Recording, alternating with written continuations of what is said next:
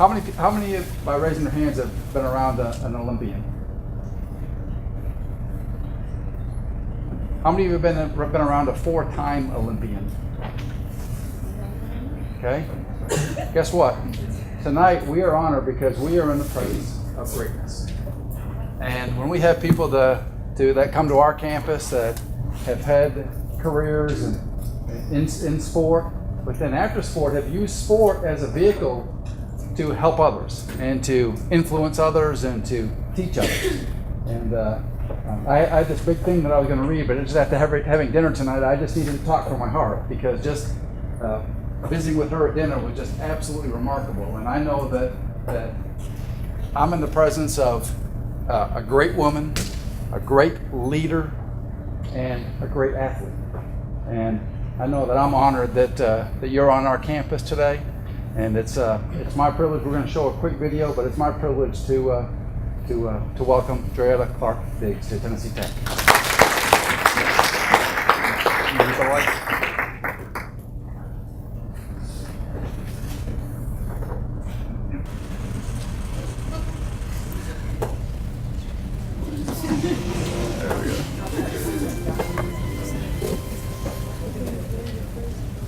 And Joetta Clark is turning up the heat. He will win the 1989 800 meters. In her time, Joetta Clark Diggs was inclined to travel the road less taken. When others told her to be a sprinter, she chose instead to run middle distances. Into her late 30s, when other athletes her age retired, she just kept going and winning. An enduring athlete for sure, but she's provided the sport with a legacy that goes beyond stats and medals. As a youngster, Joetta would travel from her home in East Orange, New Jersey, to Manhattan's Madison Square Garden. There, she'd witness the spectacle that is the Milrose Games. She would imagine a day when she too would race the best on those famed boards. The dream was possible with the proper guidance, which she received from her mother Joetta and her father, the renowned educator Joe Clark. They recognized her potential in the middle distance and urged her down that path. Joetta showed early promise, competing at both 800 and 1500 meters as a 13-year-old in the Junior Nationals. As a sophomore, with the help of her coach Len Claypack, she was running 800 meters in 2:05. That same year, 1977, Joetta ran her first Milrose Games 800 meters. Invited to race against the world's best, the 15-year-old finished a respectable third. As a prep, she set the New Jersey girls' 800-meter outdoor record of 2:03.4. To this day, it remains unbroken. In 1980, Sports Illustrated called her the top high school prospect, male or female, in the country, in any sport. She chose to run for the University of Tennessee, mostly because of the school's then coach and current USA Track and Field Director of Coaching, Terry Crawford. At Tennessee, Clark earned 15 All-America honors and won 9 NCAA titles and 10 Southeast Conference crowns. It didn't take long for Clark to make a name for herself against the best on any stage, including the world's marquee indoor event, the Milrose Games. They're not going to catch her, Phil. It's going to be Joetta Clark. Joetta Clark on the front champion. She will make it. Joetta has won the women's 800 meters. As time progressed, her reputation outdoors increased too. Lake race speed and innate desire combined for consistent winning results.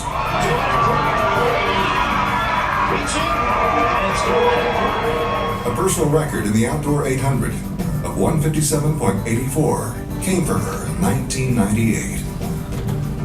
Later that year, though, it all nearly came to an end. She was in a severe car accident. Doctors said she'd never race again. But they forgot who they were dealing with. Joetta got herself back in shape. She trained. She came back. In 2000, Clark Diggs made her fourth and final Olympic team.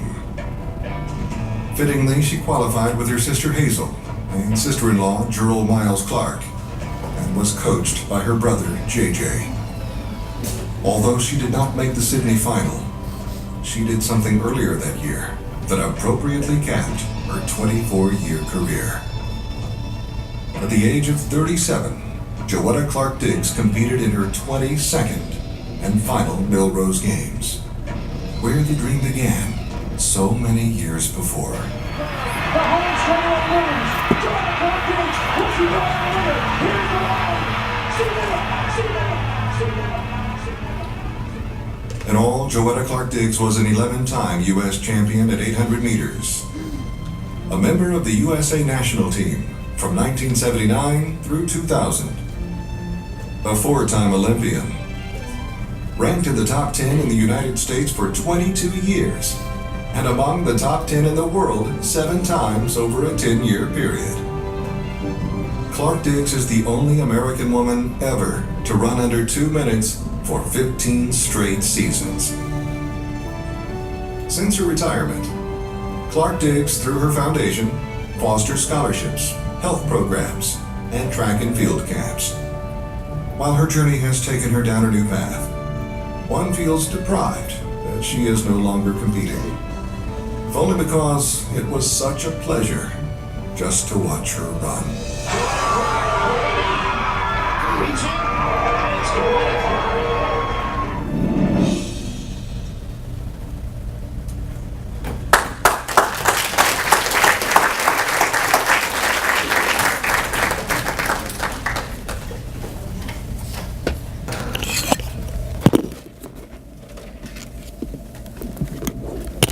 Good evening. Good evening. Good evening. I want to say that I feel special that you came out this evening to hear me speak. But again, I thought about why you're really here. It was mandatory to be here. So I don't feel that special after all. But thank you for coming and following the instructions of your coaches and your ADs. And thank you, Kevin, and also Mark, for having the wisdom and foresight to have me as the keynote speaker this evening. I speak all over the country, and I can say that this was my most recent introduction. And I like to say that Kevin really worked hard at preparing these videos, and they were working prior to you coming in here, everything ready. But that's what champions do. Champions don't let things get to them. They figure a way to work things out. So thank you for being a champion and not giving up on getting that right. However, we did have a young lady over here who said that she could have done a better job Probably so. at getting it set up. So I agree with you, Diamond. yeah, I agree with she you. had you covered, she said. But I'm here this evening to speak to you about what it takes to be a champion in school and in life. And you saw my stats, so I'm not going to bore you with that. I will say that you saw in 1980, I was the top high school recruit, men and women in any sport in the country. So you're trying to do some math. So I'm 51 years old now. So let's focus back on this presentation instead of trying to figure out how old I am. I tell you that because when I look at you, I was once you. But the difference is I didn't have a keynote speaker such as myself to come in to speak because the funding was not there, and that was not what was going on in the sport industry for women at that time. So it's truly an honor and blessing to be here today to speak to you, not about what I did, but more importantly, what you can do and what sports help you to accomplish. There are a lot of things that I learned from being an athlete, being independent, being positive, believing in myself, and those skill sets are needed to be successful in life. I have my own business now as a motivational speaker. I'm the executive director of a foundation and the author of a book. And all of this came about because of me being an athlete. Now, I played basketball, I liked soccer, I played tennis. I did those activities as a youngster.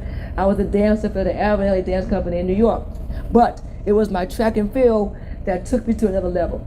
I started out running 800 meters, which is 2 laps around your track, and I ran 157 is my best time. And I tell you that because I didn't get to 157 overnight. It took some time for me to be the best, not only in New Jersey, not in Tennessee, not in the country, but in the world. And if you want something, You have to be patient, and it will happen.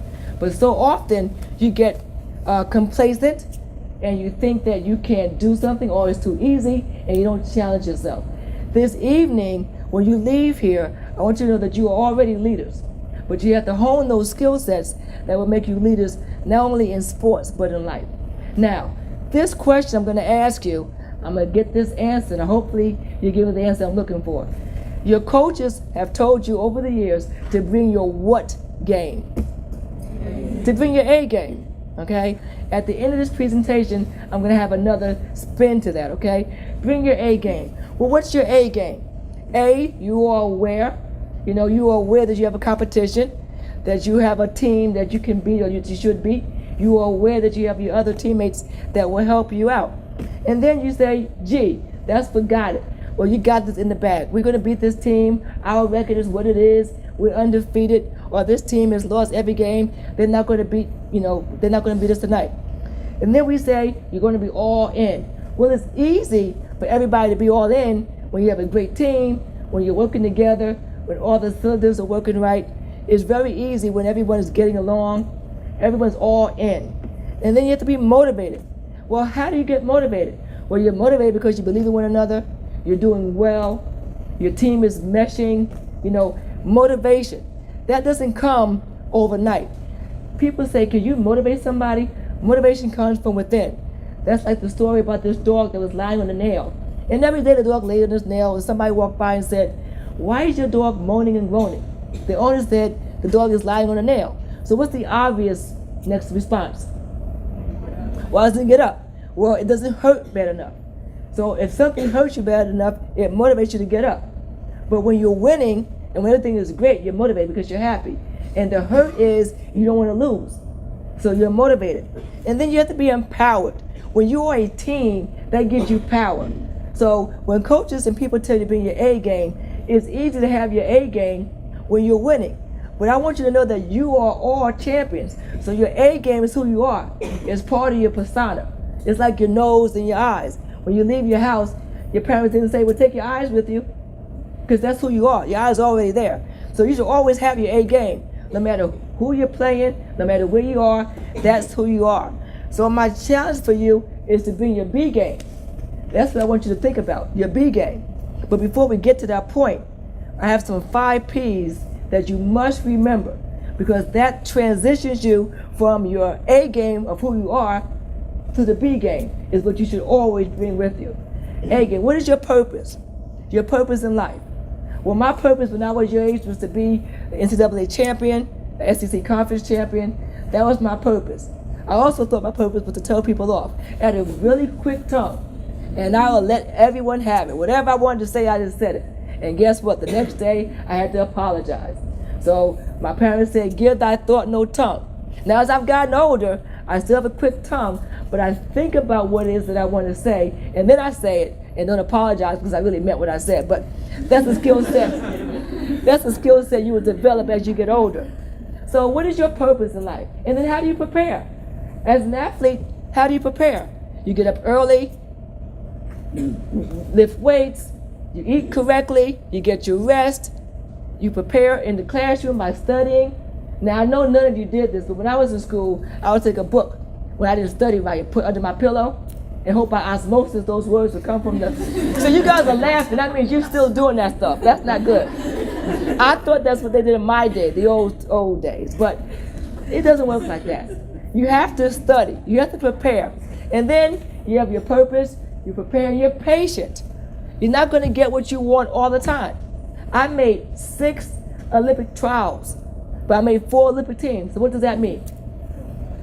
I failed twice. I love you guys. My adults would have said, well, you didn't make it twice. You had 2 bad times. I failed twice. I failed twice in making the Olympic team, but that did not make me a failure. I would have only failed if I quit and then try out again. In 1980, when I was 17, I made the Olympic trials finals. And in 1984, when I was in college, I made the Olympic trials as well, but I did not make those teams. I made 1988, 92, 96, and 2000. Those were my years. Those were the teams that I made. So we have a purpose, we're prepared, we're patient, and then we get perturbed. How many of you know what that is? That's an SAT word, or a GMAT word, or an LSAT word. It means, what is it? Upset. You get upset, perturbed, you're upset. And why does one become upset? Joetta, you're too old. As you saw, I was 38 years old when I made my last Olympic team. People said, why are you still running? I ran 157 when I was 37 years old. And they said to me, Joetta, when are you going to retire? Well, remember I said I'm older now. And so I thought about what I wanted to say. What I wanted to say was, don't ask me a crazy question like that. But I'm polished now, refined. So I said, don't ask me when am I going to retire. Ask the young girls who I just beat when are they going to retire. So that was my answer. But that's maturity. You'll get there. You'll get there. So you get perturbed. You're too short, you're too tall, you're black, you're white, you're Hispanic. You're on the wrong side of the track. All of these reasons why you can't succeed. They tell you that because they are afraid to succeed and they see themselves in you. So they're telling you why they will quit. But you get perturbed. And then you persevere. That means you overcome. You make things happen. You are a champion.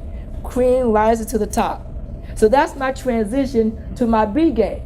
So remember, I said that you're always a champion. You always have your A game. You always show up ready, no matter what's going on, no matter who you're against, no matter where you are. Your A game is your persona. That's who you are. When I stepped on the line, they knew that I had my A game. I might not always won, but I was there for a reason. In business, I'm prepared. If I'm trying to get some money from my foundation, or write a grant, or get a new sponsor, I am prepared. I always have my A game about me. But I challenge each and every one of you to bring your B game.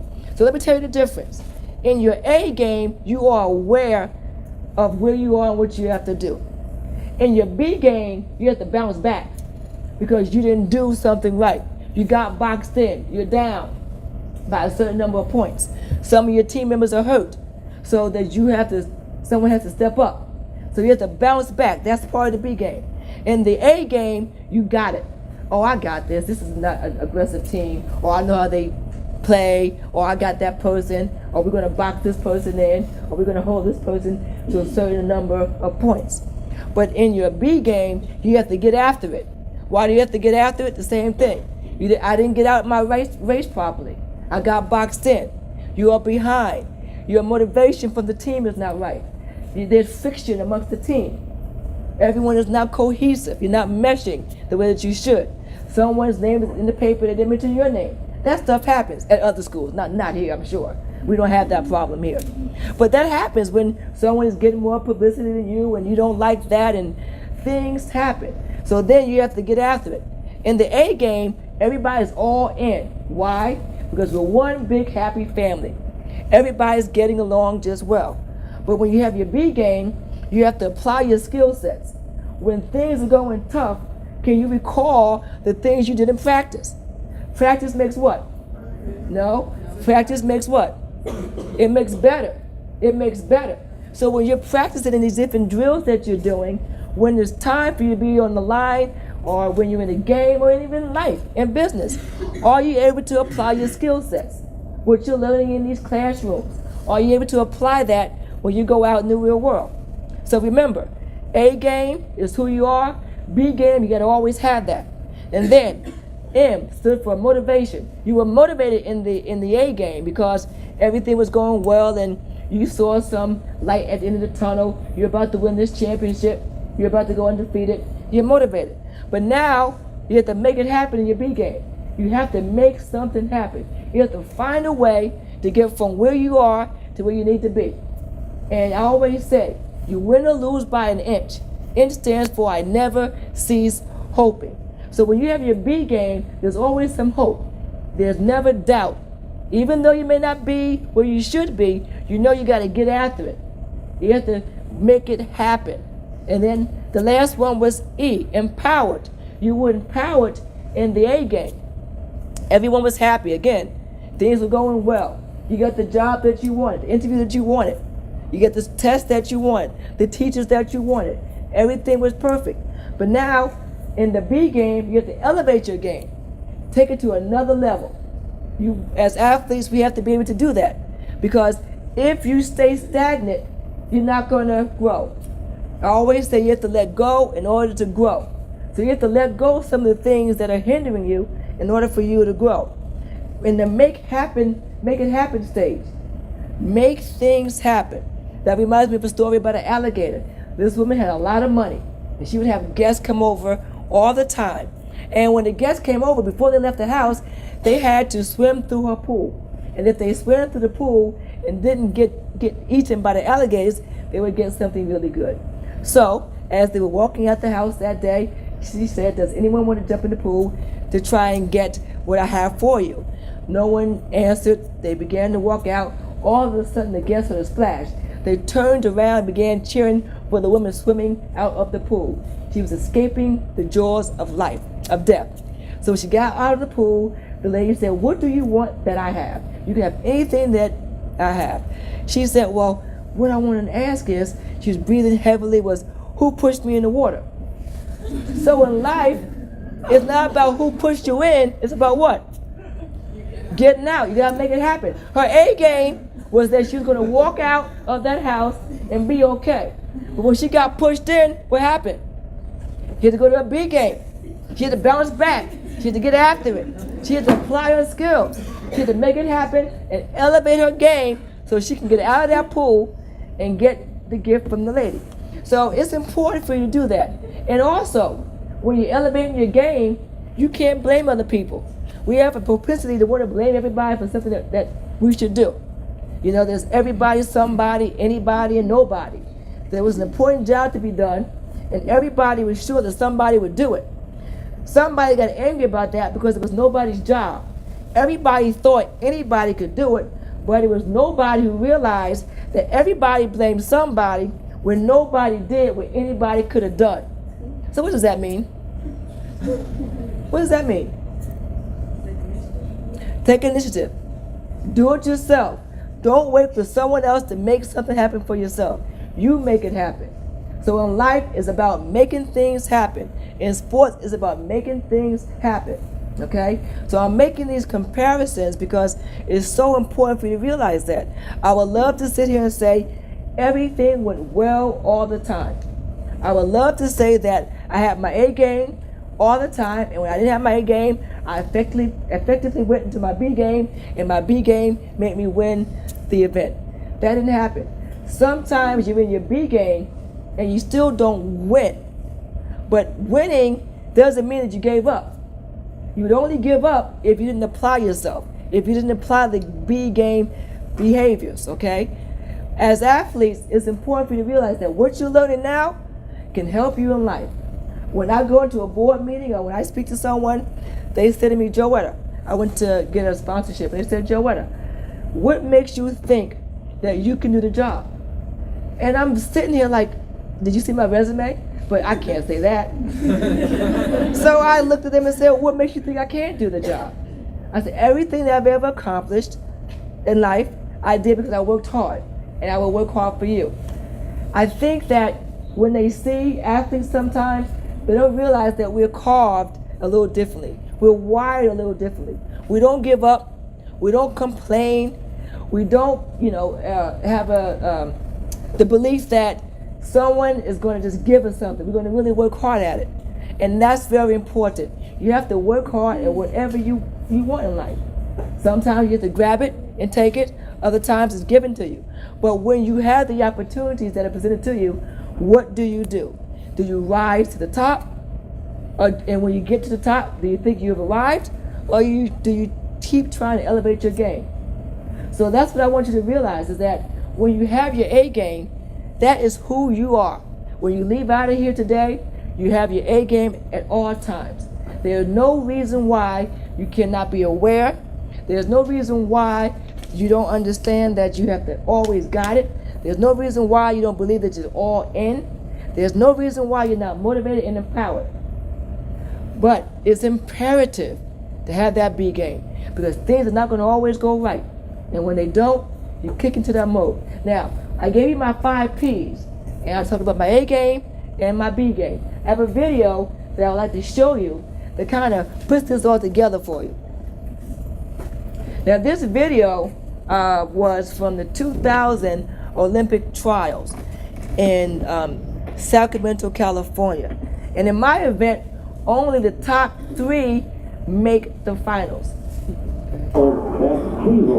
That's my sister, Hazel Clark. She is 16 years younger than I am. All the way down. And my sister-in-law is in the race, number 168, and I'm 169. So my A game, I am aware where I am. I'm at the Olympic trials. I'm trying to make this team, my 4th Olympic team. I'm cognizant of that. I got it because I trained hard. I know all of that. I'm motivated and I'm empowered because my family members are in the same race with me. What is my purpose? My purpose is to make the Olympic team with my family and come in the top 3. That's my A game. Go out to the front, get in position, and come in the top 3. Where am I right now? I'm behind. I'm in my B game mode right away. B game. From the beginning, I got to bounce back already. Why do I have to bounce back? I'm in last place. I prepared myself by training hard, lifting weights, eating right, getting rest. That's how I prepared myself. That's what we do. And then I have to be patient. I was aware in the A game. Now I got to bounce back. I got to get after it. I have 1 lap to go, almost 1 more lap to go, and I'm still behind. In life, you have to be patient. You're not going to get what you want all the time. I would love to be up in the front with my sister-in-law that's on the outside, my sister on the inside, but I'm not. I have to bounce back. I have to get after it. I have to apply my skill set. What skill set is that? I'm in last place. I have to get from last up to the front quickly. In life, you cannot ponder. Sometimes you have to make your mind up and make it happen expeditiously.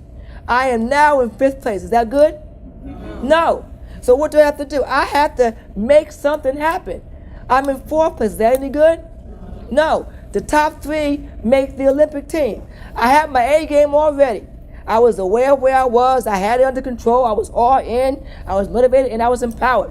But now my B game. I got to bounce back. I got to get after it. I got to apply myself. I got to make something happen, and I have to elevate my game. Now, what happened there? I'm bending over. I wasn't tired. I was more frustrated. I didn't know if I made the team. You know, you have a purpose. You're prepared. You get patient. You get perturbed, and then you persevere. So, my sister-in-law in lane 3 got beat by my sister, and I said, you win or lose by an inch. I never cease hoping. So what happens is, in life, you cannot take your eyes off of the prize. The young lady that was in 4th, there was a big screen, and as we came down the straightaway, she kept looking at the screen. She lost focus. That one right there, 7, that number, I can't remember to see that number, but I was focused on the finish line. I want you to focus on your finish line. My finish line was a step ahead of her. That was my finish line.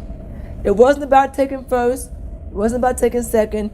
It was about making the team, coming in the top 3. So after a while of looking at the video, they made the announcement that Clark made the Olympic team, and that was exciting. But that's what they made the announcement right there. My sister was her first Olympic team. My sister-in-law had made a team already earlier. She ran the quarter 3 days before that one, and she came back and ran 3 rounds of the 800. So that's that piece there. Okay, we're good. Okay. You can clap now.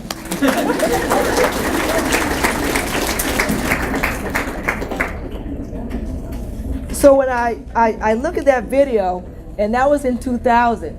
So that was 13 years ago. And I like to show that because it kind of puts everything together. Right from the start, my A game was out of the window. I wasn't in the front.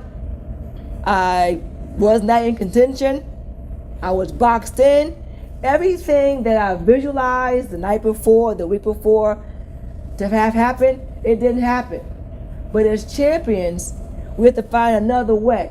And that's why I tell you to bring your B game. Because if you don't have a B game, you give up. Had I not had another alternative, another option already in my mind, had I not been focused enough and so committed enough to make the Olympic team, I would have stayed in the back and been happy with taking last, because I already made 3 Olympic teams. I had some world records, I set American records. I traveled all over the world. I lived the lifestyle of rich and shameless, stayed in great hotels, flew from airport to airport, first class. So I already lived that lifestyle. So it was very easy for me to say, oh, you know what, let someone else have it. But because of who I am and the way I was raised, I knew that I could not go out that way. So I tell you this, so when you are in the classroom or when you are doing your practices, that you are working and you are applying yourselves. You're learning the skill sets, the technical skill sets, the math skill sets, the sports skill sets, because when you're in a competition, you can't think about what you have to do. It has to be automatic, okay? It has to be automatic. So, to be successful, A game, B game, my P's, but I have a garden of success, the garden of success. Remember to plant your 5 P's. Have a purpose, get prepared, you're patient, you get perturbed, and you persevere. And then you plant 3 rows of squash. Squash gossip, squash criticism, and squash indifferences. Plant 6 rows of lettuce. Let us be loyal, let us be committed, let us be respectful, let us be unselfish, let us make positive choices, and let us be truthful. Plant 3 rows of turnip. Turn up for work and school, turn up with a good attitude, and turn up with a new idea. And then if you do that, that is the garden of success that will give you the flowers and the fruit that you need to be successful. As simple as that. I would love to say it's some kind of trick between what I did as an NCAA athlete to what you're doing now. It is not. I would love to say that these Mondo tracks that you have now, or the different surfaces you have now, the equipment that you have now, will make you better than what we were, or people before me were. Will not. The thing that will make you achieve and be the champions and leaders of the future are applying the skill sets that you learned. You have to believe in yourself, you have to apply yourself, and most of all, you can never give up and quit on yourselves. You can, make it and say, well, you know what, if I had this track, or if I had that shoe, or if I had that coach, the bottom line is you have enough to be successful because you have your A game. You always have your A game. So as I conclude, I want to say this. You may forget my stats. You may forget the NCAA titles that I have. You may forget the Olympic teams that I set. You may forget what school I graduated from. You may forget the P's. You may forget all these things. But please remember this. Remember to bring your A game. Remember to always have your B game. And remember your ace. Your ace is you have to be accountable, have character, and you have to get an education. In life, the ace for life. You have to learn, you have to have integrity, you have to remain focused, and you have to endure. If you don't do those things, you cannot become leaders. And people say, are you a leader if no one's following you? And what's your answer? Yes? How many say yes? Are you a leader if no one's following you? People say, if you are taking a walk, you're not a leader if no one's following you. You're just walking. Are you a leader if no one's following you? Yes, no, don't care. Which one is it? Yes? Good. Because you are a leader in training. You're getting the skill sets that you need to be successful. I was team captain as a freshman. Who thought that someone would think a freshman would be a team captain? But I was a leader. Now, they didn't want to follow me, but after time, I spoke to them and we became a cohesive team, and they understood that because I was an underclass woman, that didn't mean that I didn't have something to offer them. And then we kind of worked through everything. I became a captain again my junior and my senior year. You probably wonder what happened my sophomore year when they were tired of me my freshman year. So they said, give her a break. I didn't have any stats, so they called it. They just chose me because I was a top high school recruit. but I didn't have any stats. But by my sophomore year, I was credible as far as they were concerned. But the bottom line is, if I was team captain or not, I was still vocal. I still led by example. And so it doesn't matter what title you have. What matters is what you do, okay? So basically, in life, you're only successful if you believe that you are successful, okay? And that's very important. You can fool the whole world down the pathways of life and get pats on the back as you pass, but your true reward will be heartache and pain if you trick that person in the glass. The infrastructure at this university is set for you. You can't graduate on what your parents did, what your teachers did, what your athletic directors have done, what your coaches have done. You have to graduate on what you have done. The infrastructure is here. It's up to you to take advantage and to appreciate what you have here. And then when you leave and you have on your purple and gold, people will look at you as being a true leader.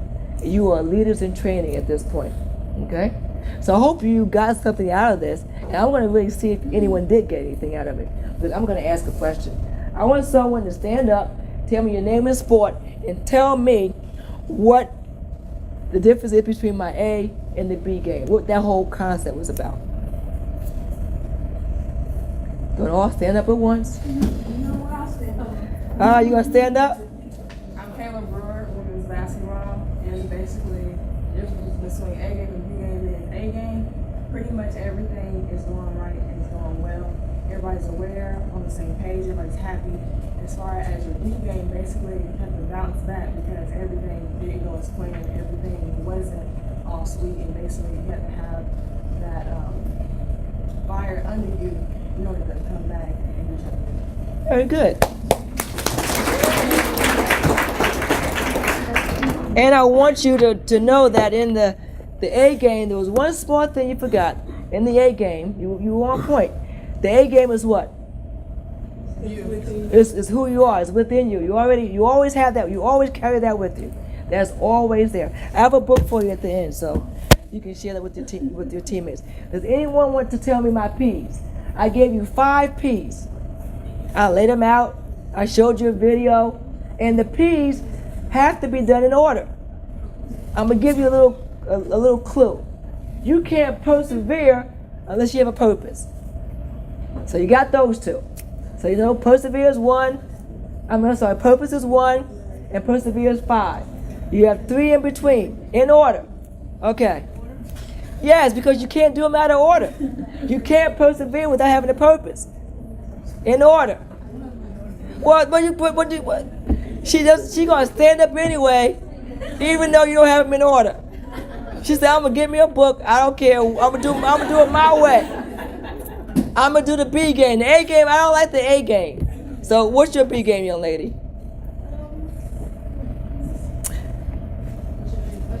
My name is Samar Bryan. I'm a manager for the women's basketball team. Okay. And your 5 P's were purpose, patience, preparedness, return, and perseverance. She gave the 5 P's, but she did it her way. I can't give you the book for that. But I like that you wrote. You know what she did though? She wrote down notes, and I appreciate that. So I'll give you an autographed picture for that. Okay.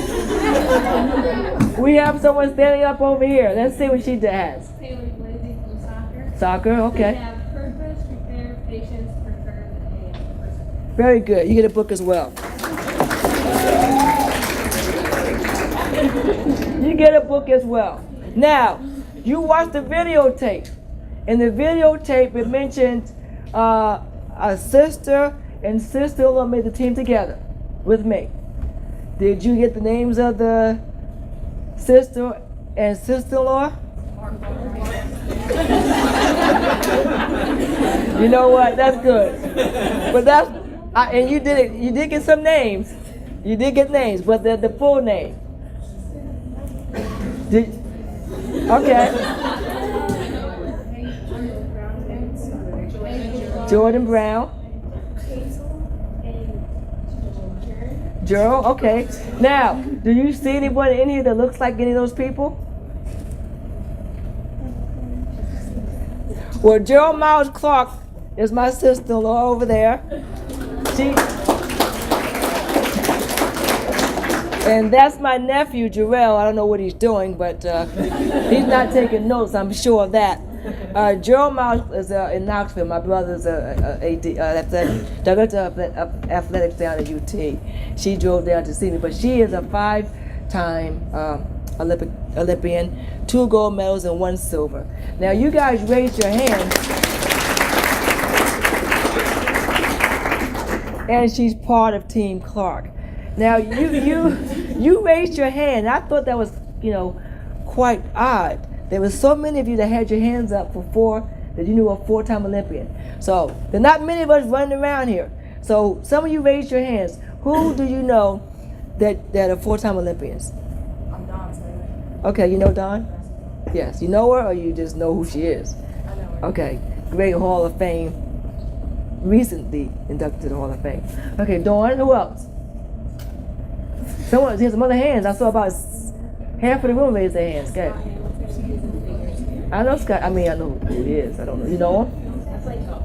You play golf? Okay, that counts as knowing him. All right. Anybody else? They were like 10 hands at least. I don't know Heather. Heather's a. Say, okay, that's soccer's a sport that counts. It's okay. We count soccer. Okay. Anybody else? There was one more hand I saw on this side. Anyone else? Okay. Her. Who was the her? You know me. Oh, now you know a 5. That's a 5. That's right. Can't beat that. I like that. Okay. Do we have any questions from the audience? Any questions? Yes. What was it like? Did you train with your sister and your sister? I did. What was that like? Well, as an athlete, it's very hard to train with your competitor and then have them be ranked in the world, but then having to eat with them and having one of them married to your brother and then having the other one be your younger sister. So it was very difficult in that I was more of an independent trainer person. I was very focused and I trained at a very high level. I didn't have time for nonsense and, it was difficult. And you have to remember, the first year she came to my event, she got the American record.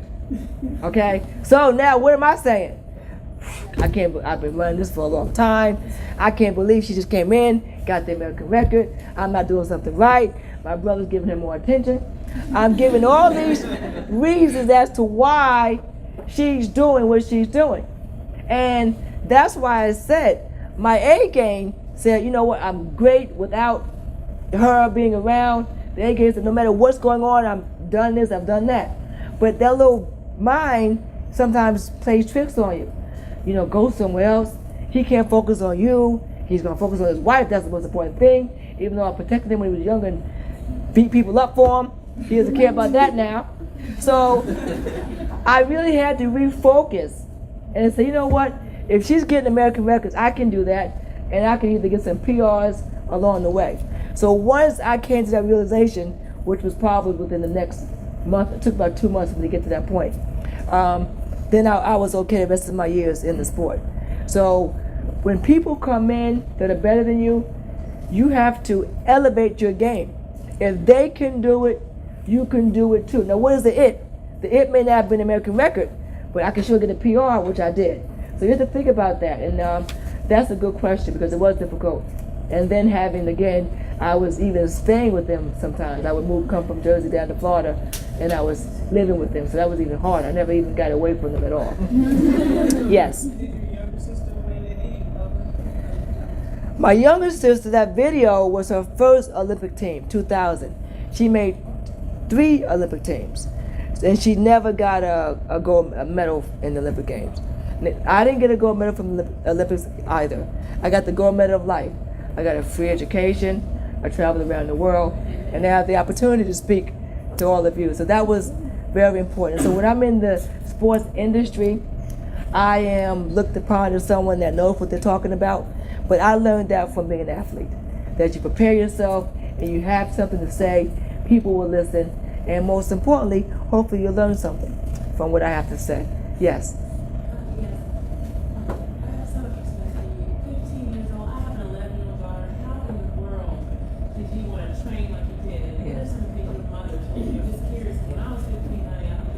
You will listen now. So, you know, yeah. Yeah.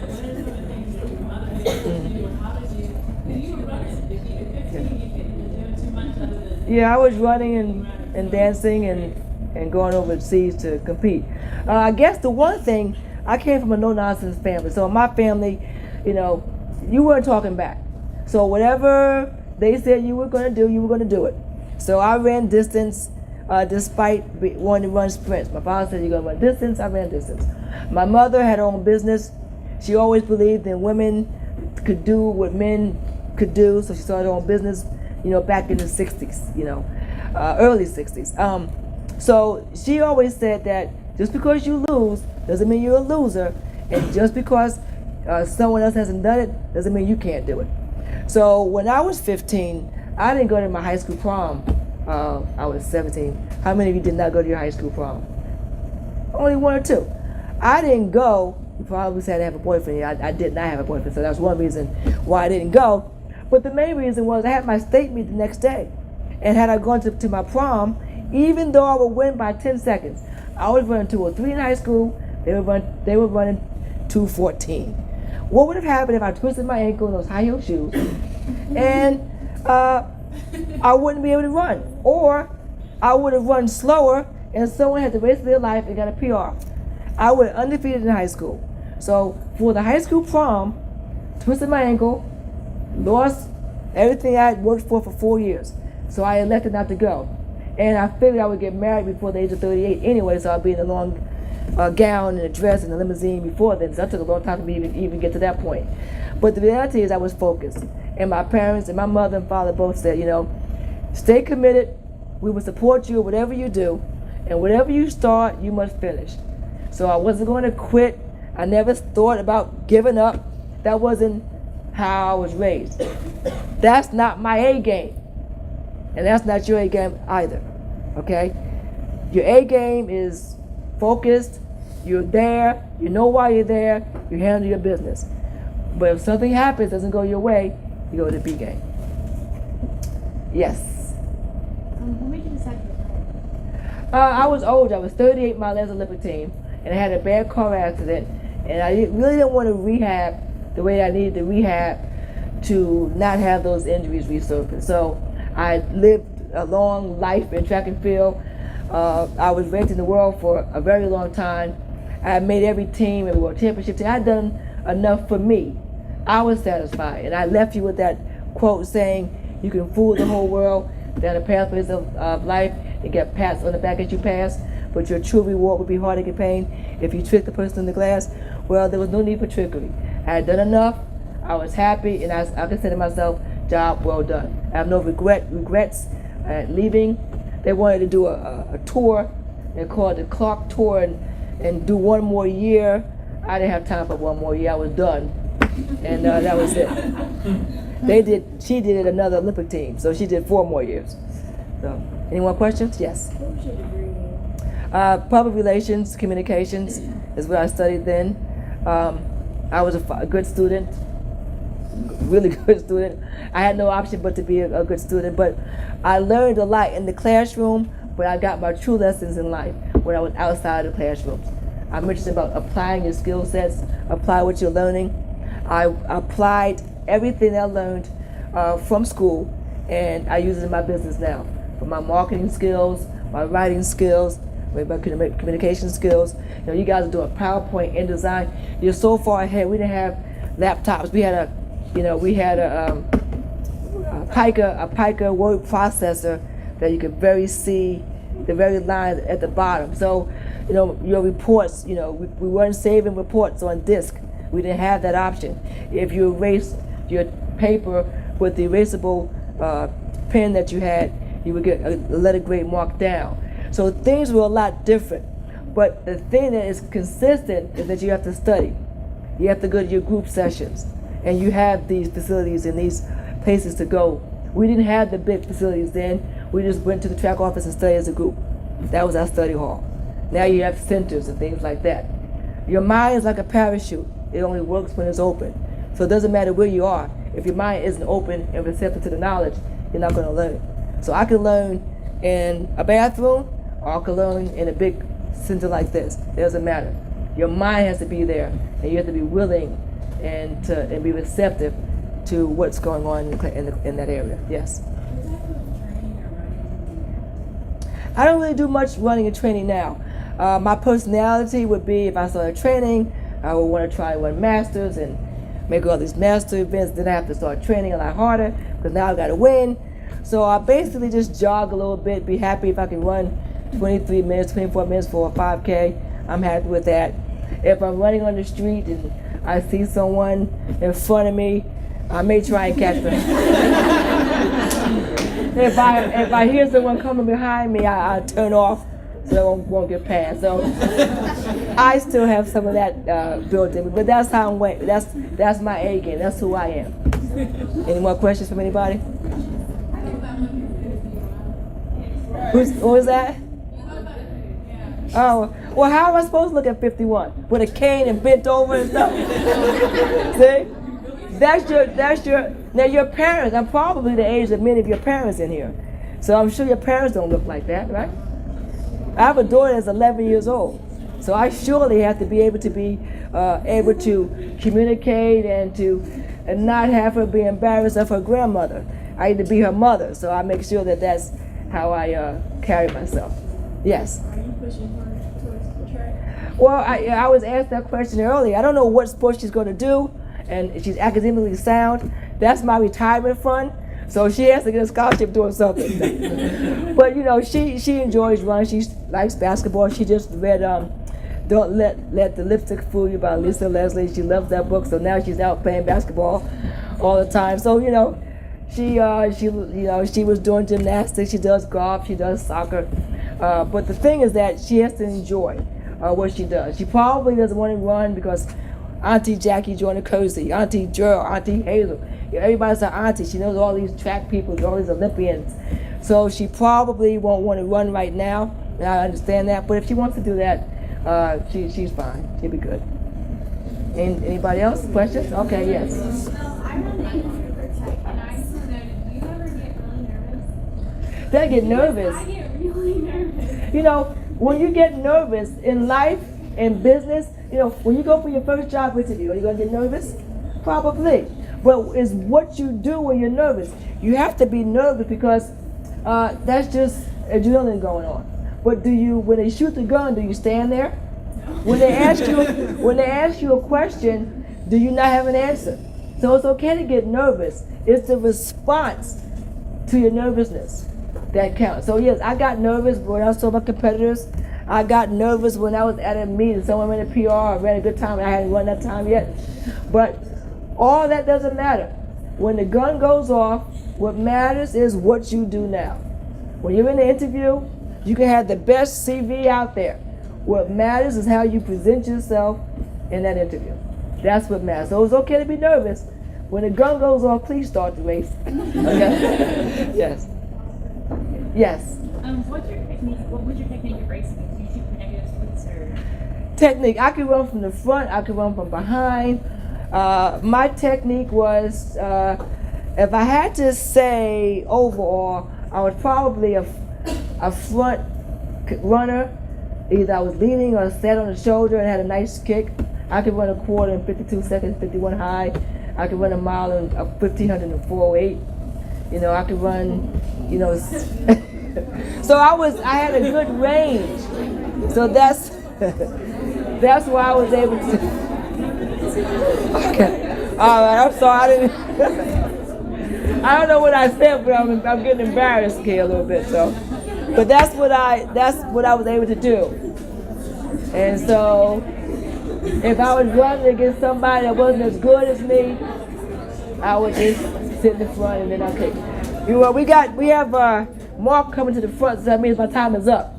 So You have plenty of time. okay.